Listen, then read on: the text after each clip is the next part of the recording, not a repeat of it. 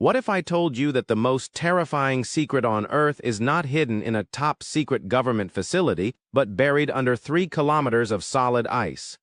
What if the continent of Antarctica is not a dead, frozen wasteland, but a protective shell for a machine that is still actively transmitting to the stars? For decades, we have been told that the desolate expanse of the South Pole is nothing more than an unforgiving environment, a place where only the strongest microorganisms survive. Geologists have mapped the gravitational anomalies beneath the ice, specifically the massive disruption located in the Wilkes Land region. The official narrative has always been comforting and mundane. They told us it was an ancient impact crater. They said it was a scar left by an asteroid from the early days of our solar system, a dead relic of a violent past. We accepted this explanation because it is safe. It keeps our understanding of human history intact. It allows us to sleep at night believing we are the absolute masters of this planet. But the ice is melting, and the silence of the Antarctic is being broken by something that defies every known law of physics. The awakening began on a routine Tuesday when an orbital climate monitoring satellite passed over the 66th parallel south. Its primary mission was simply to measure the density of the ice sheet using advanced radar topography. But as it crossed directly above the center of the Wilkes Land anomaly, the telemetry data suddenly glitched. The sensors did not just malfunction, they were completely blinded. It was an anomaly that could not be explained by solar flares, atmospheric disturbances, or magnetic storms. The engineers at the control center watched in absolute horror as the data visualized an impossible phenomenon. A localized, hyper-concentrated burst of energy had shot straight up from the bedrock, piercing through 3 kilometers of dense, ancient ice, tearing through the stratosphere and disappearing into the cold vacuum of space. It was not a reflection of cosmic radiation. It was an active emission. Something deep underground had just fired a signal. To understand the sheer impossibility of this event, we must look at how modern science observes the unseen universe. Deep within the Antarctic ice, human scientists have constructed the Ice Cube Neutrino Observatory. It is an engineering marvel, a vast array of spherical optical sensors buried in a cubic kilometer of pristine ice. Their purpose is to hunt for neutrinos. These are the ghost particles of the cosmos, born in the hearts of exploding stars and the violent accretion disks of black holes. Neutrinos are so incredibly small and carry no electrical charge, meaning they can pass through entire planets, through mountains of solid lead, and through your very body without ever interacting with a single atom. They are the ultimate cosmic whispers. The energy required to generate, control, and aim a beam of neutrinos is something that currently exists only in the theoretical whiteboards of our most advanced quantum laboratories. We use massive particle accelerators, stretching for miles underground, just to create a tiny, chaotic scatter of these particles. We cannot aim them. We cannot code them. We certainly cannot build a machine capable of sustaining such an output for more than a fraction of a second. Normally, the Earth is a passive target. We wait in the dark, hoping our deep ice sensors catch the fleeting blue flash of a neutrino arriving from a distant galaxy. That is the natural order of the universe. The cosmos speaks, and humanity listens. But the data that flooded the screens on that fateful day completely inverted the natural order. The sensors were not detecting a shower of cosmic particles falling from the heavens. Instead, the optical modules registered a massive, coordinated, and terrifyingly precise eruption of neutrinos firing from below. Trillions of ghost particles were originating from a singular, stationary coordinate buried deep within the Wilkes Land bedrock. And the most chilling detail was not the sheer volume of the particles, but their behavior. Cosmic neutrinos arrive in chaotic, randomized bursts, scattering like raindrops in a storm. But this localized emission was different. The particles pulsed.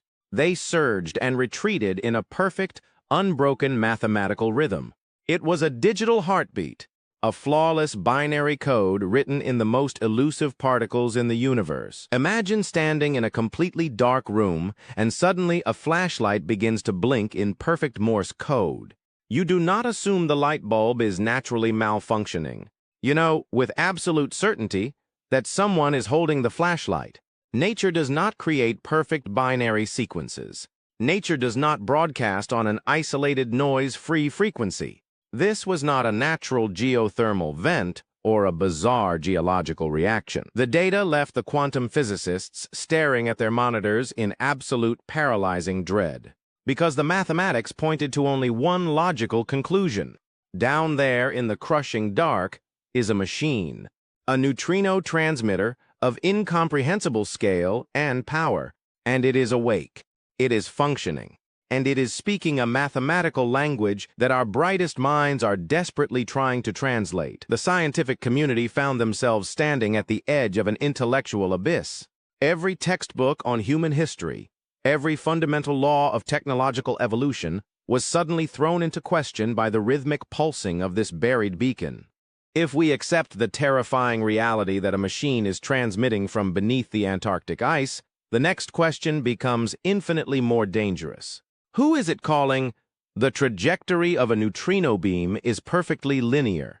Unlike radio waves that bounce and scatter, neutrinos travel in an absolute straight line, unhindered by gravity wells or cosmic dust. Astrophysicists scrambled to trace the exact vector of the beam. They mapped its path as it punched through the Earth's atmosphere, shot past the orbit of our moon, and vanished into the interstellar void. When they finally plotted the destination on a star map, the results sent a cold shiver down the spine of every researcher involved. The beam was not broadcasting blindly into the galaxy. It was locked onto a specific celestial coordinate.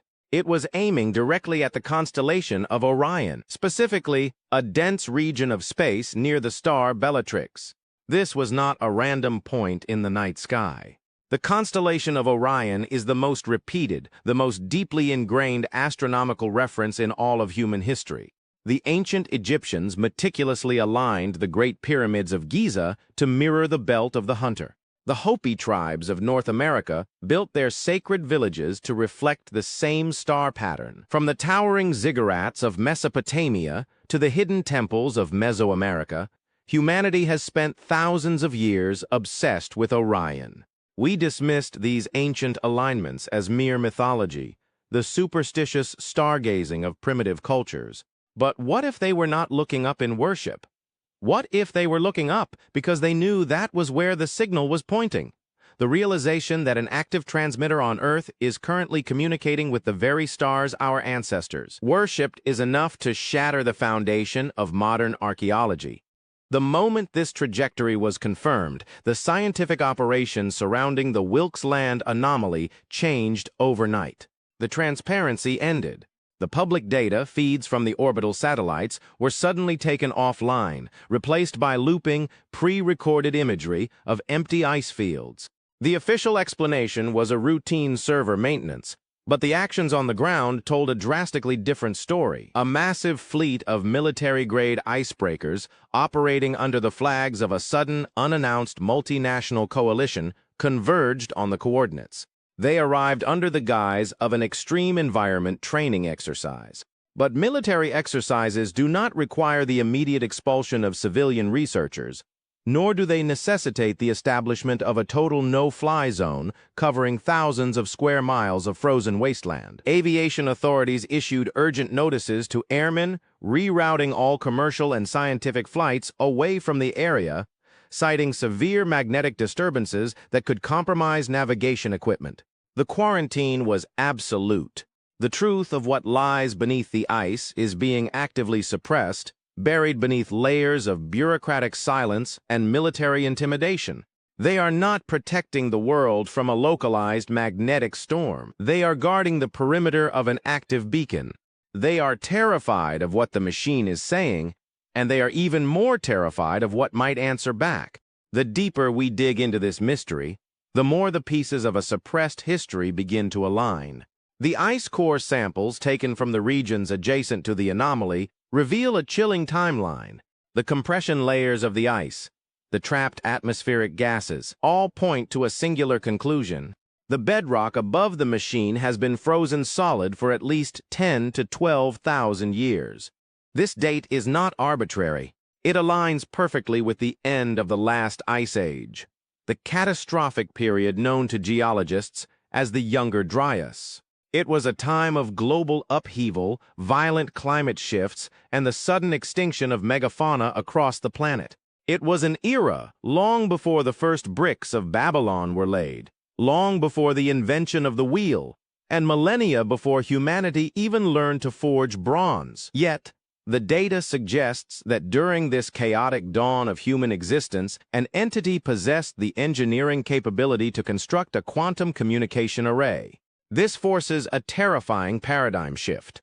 We must accept that either human history is millions of years older and vastly more advanced than we have ever dared to imagine, or we are not the original architects of this machine. Modern humanity, armed with the Large Hadron Collider and the combined processing power of our greatest supercomputers, is completely incapable of replicating the technology buried beneath Wilkes Land.